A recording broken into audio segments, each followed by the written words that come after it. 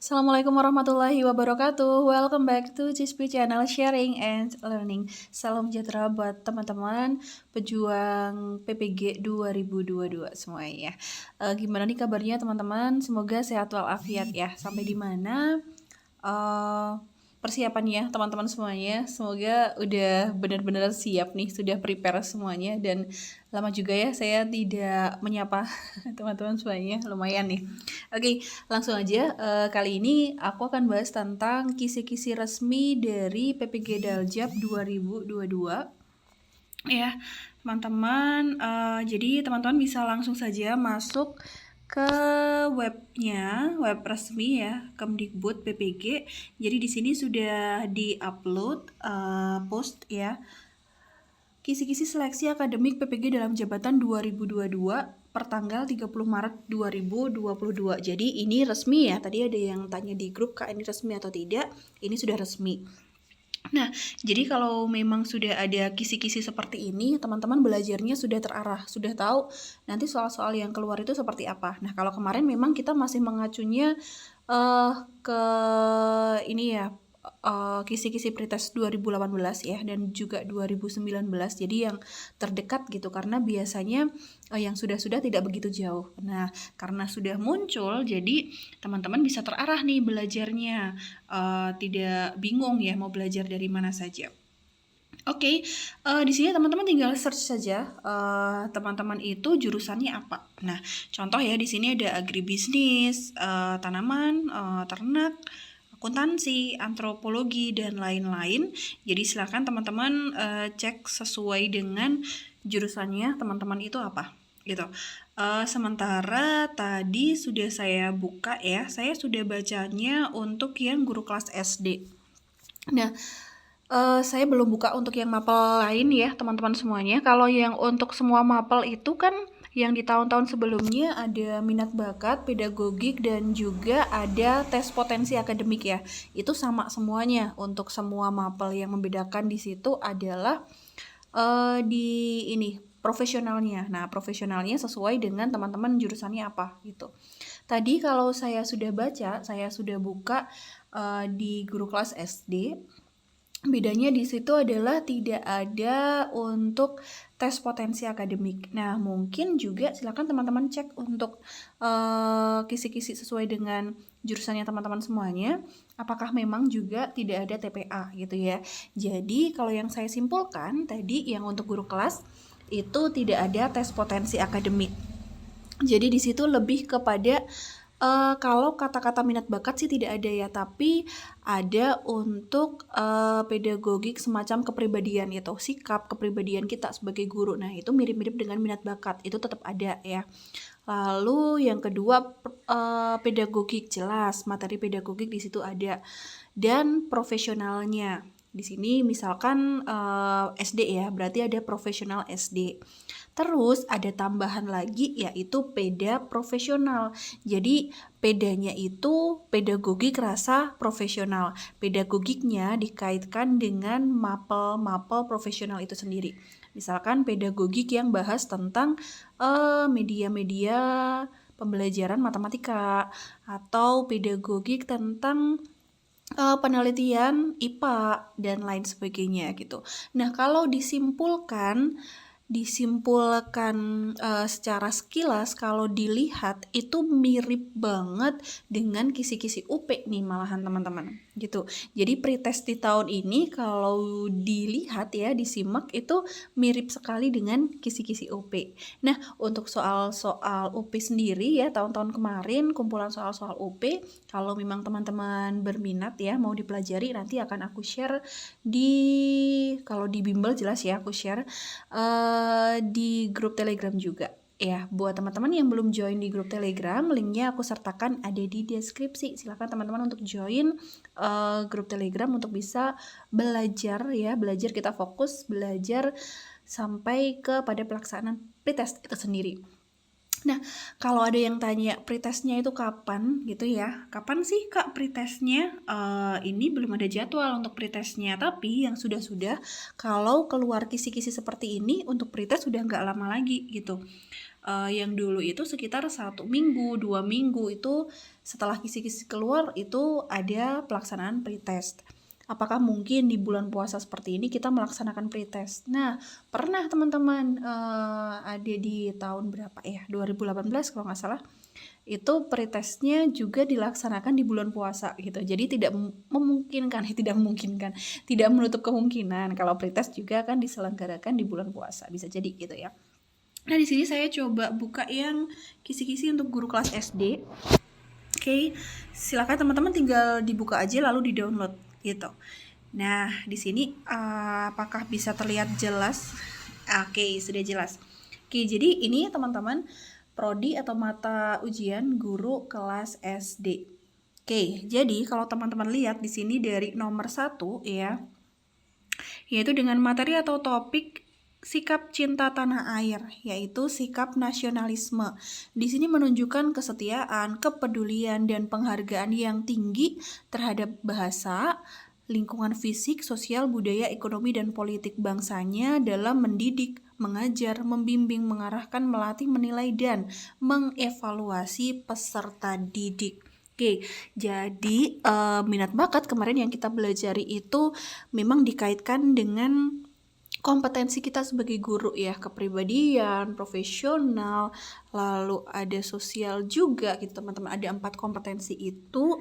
Dan di sini kalau kita lihat dari kisi-kisi nomor 1 ya, nomor 1 sampai dengan nomor 20 ya, itu adalah bisa kita bilang ya sama seperti materi kemarin di minat bakat. Ya, ini sama dengan minat bakat teman-teman. 1 sampai ke 20. Dengan di sini kalau kita lihat ini teman-teman bimbel udah semangat banget mau lanjut bimbel lagi. Jadi ini mampu melaksanakan tugas keprofesian sebagai pendidik yang memesona yang dilandasi sikap cinta tanah air, berwibawa, tegas, disiplin, penuh panggilan jiwa, samapta, disertai dengan jiwa kesepenuhhatian dan juga kemurah hatian. Oke, ini kita kaitkan dengan kepribadian ya. Bagaimana kita nantinya bersikap dalam sehari-hari kita, baik dalam itu pekerjaan maupun di luar pekerjaan itu sendiri. Nah, ini untuk nomor 1 sampai 20.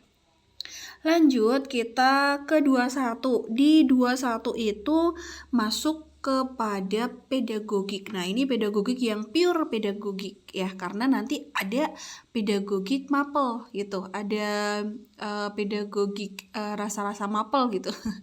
Jadi di sini pure pedagogik, dan kalau teman-teman lihat ini kisi-kisinya lumayan ini ya. Lumayan menjurus gitu. Tidak seperti P3K kemarin misalkan contohnya itu kisi-kisinya simple banget. Nah, materinya itu luas gitu, materinya kemana-mana. Nah, ini kalau kita lihat kisi-kisinya itu sudah menjurus banget. Contoh ya yang 21 di sini. Dengan materi teori perkembangan peserta didik. Di sini submaterinya adalah ada teori psikoanalitis, teori kognitif, teori perilaku dan belajar sosial, teori etologis, dan juga teori ekologis. Dengan indikator, teman-teman bisa simak di situ indikatornya. Oke, berarti di sini kita harus tahu teori psikoanalitis itu seperti apa, teori ekologis itu yang bagaimana, teori etologis itu yang bagaimana. Nah, itu saatnya untuk kita bedah itu ya. Next, kita juga belajar tentang behavioristik, konstruktivis, sosial, dan teori belajar kognitif. Oke, seperti itu. Jadi, teman-teman bisa disimak saja ya. Contoh di 26 juga, karakteristik guru dan siswa abad 21. Lalu ada penguasaan teori belajar, ada penilaian otentik, ini selalu muncul ya, otentik, sikap, pengetahuan, dan keterampilan. Nah, ini kalau dilihat jelas banget, ini mirip dengan soal-soal UP ya, soal-soal UP di situ ada guru abad 21 ya, teman-teman. Lalu di sini juga ada nilai-nilai religius, nasionalisme, kemandirian, gotong royong, dan juga integritas, penguatan pendidikan karakter. Kemarin juga ini sudah kita masukkan ke bimbel ya, tentang penguatan pendidikan karakter, PPK gitu. Ini harus paham teman-teman, dan bisa jadi nanti teman-teman juga harus pelajari tentang ini, karakter profil pelajar Pancasila ya, karena itulah yang nantinya dipakai dalam kurikulum prototype itu adalah tujuan dari kurikulum prototype itu juga kan tentang karakter nih, tentang penguatan dari karakter itu sendiri. Nah ini masuk ke sini juga nih teman-teman gitu ya. Lanjut, nah juga di sini tentang profesionalitas kita sebagai guru. Oke, sampai ke nomor 30 itu untuk materi tentang pedagogik. Lanjut di 31 ini masuk ke profesional ya, benar-benar pure profesional. Maksudnya pure ke bidang studi, enggak ke beda-bedaan, tapi benar-benar profesional. Maksudnya gini, misalkan di situ ya, contoh nomor 31 ada ragam teks, di situ ada teks faktual, tanggapan, cerita, normatif ya, benar-benar di situ teks, tidak dikaitkan bagaimana cara kita membelajarkan teks ini kepada peserta didik, bukan seperti itu, tapi nanti soal ya dikaitkan dengan teks itu sendiri. Nah, itu yang namanya profesional gitu, pure profesional ya di sini ya. Oke, teman-teman bisa disimak saja. Lebih banyak ke karya sastra, lalu ke ada puisi ya, cerita gitu. Lalu matematika, di sini matematikanya lebih ke matematika SD ya teman-teman ya, lebih ke bilangan bulat, KPK FPB, skala, perbandingan gitu. Lalu ada tentang geometri ya, bangun datar, bangun ruang. Di sini statistika juga, aljabar, trigonometri. Nah ini trigonometri ada lagi ya kata memang banyak teman-teman yang bilang pretest tuh kemarin keluar aku trigonometri. Nah sesuai nih, kisi-kisinya muncul lagi, ada trigonometri lagi, ada aljabar juga. Ini lumayan nih, ini yang di luar konteks SD ya. Lalu lanjut ke 51, kita masuk ke IPA. Di sini ada metode ilmiah, organ pernafasan, pencernaan, peredaran darah ya. Dan ini sudah apa ya, sudah benar-benar diarahkan gitu. Contohnya ini di indikator nomor berapa ya? Aku lihat, coba misalkan 16. Diberikan pernyataan tentang rongga dada. Peserta didik dapat mengidentifikasi tulang-tulang yang membentuk rongga dada.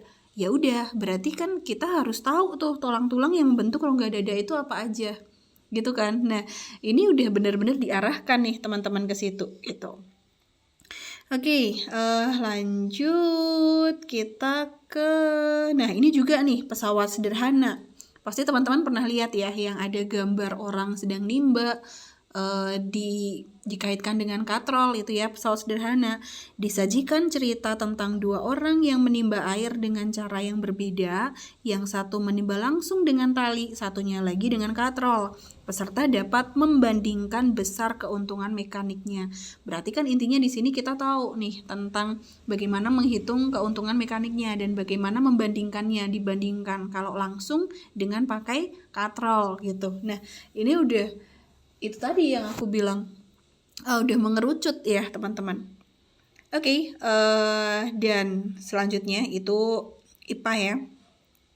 Ini ada juga tentang kalender Masehi, kemarin juga muncul.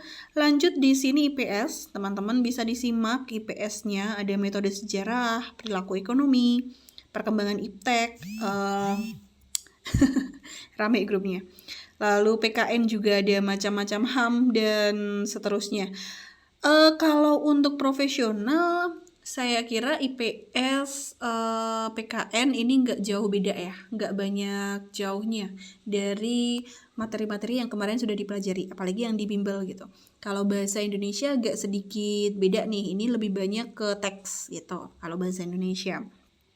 IPA-nya ada sedikit tambahan, tapi kurang lebih hampir sama.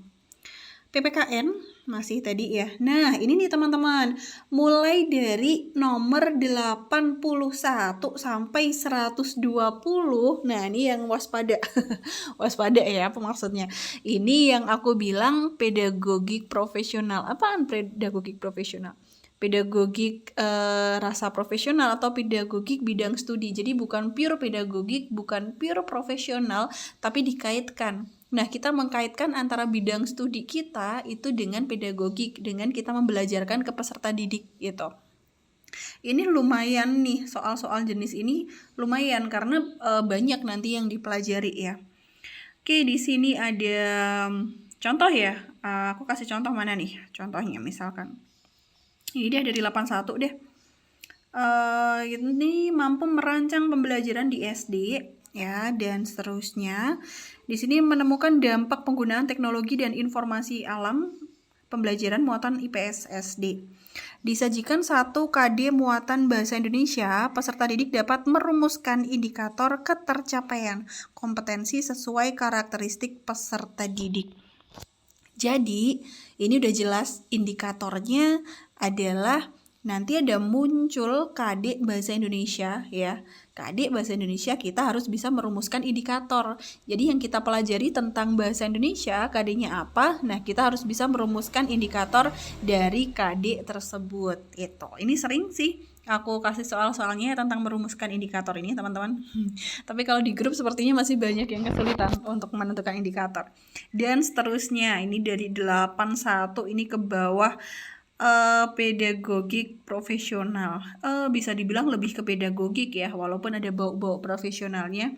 Intinya gini sih, kalau pedagogik profesional itu apa ya, masih ada, jadi kayak ada kita punya pengetahuan tentang profesional itu, tapi nanti dikaitkan dengan bagaimana kita membelajarkan itu kepada peserta didik. Itu dikaitkan lebih ke pedagogiknya. Kalau berapa persen pedagogiknya, kalau saya rasa soal-soal seperti ini lebih banyak ke pedagogiknya gitu daripada ke profesionalnya. Tapi ini juga kita harus menguasai atau kita harus tahu juga tentang profesionalnya. Misalkan nih matematika, ada juga di sini matematika ya.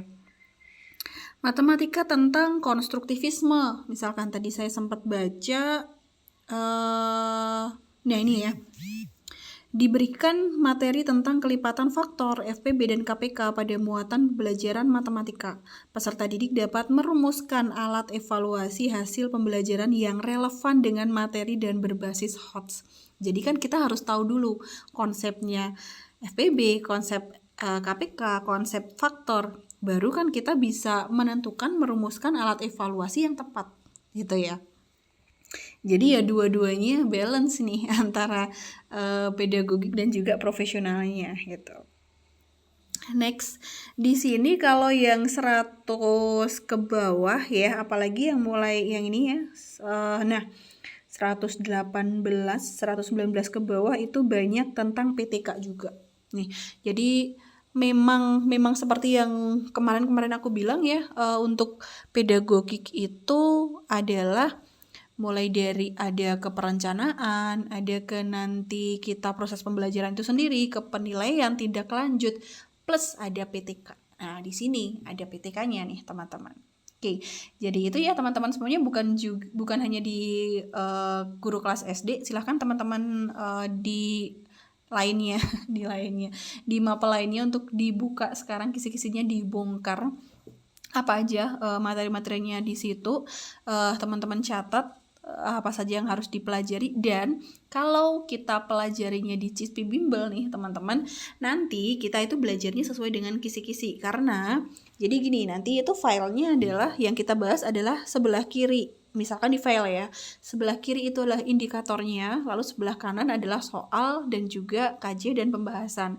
Jadi kisi-kisinya itu apa, nanti soalnya itu kita sesuaikan dengan kisi-kisi itu tadi gitu. Jadi nggak jauh dari kisi-kisi, nanti kita kaitkan dengan konsepnya gitu teman-teman. Jadi buat teman-teman yang mau join di CISP Bimbel kelas E ya, coming soon.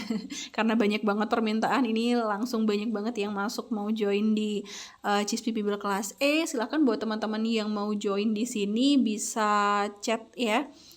Di IG aku boleh cispi_47, bisa juga di tele aku ya, cispi_channel @cispi_channel, itu di telegram aku.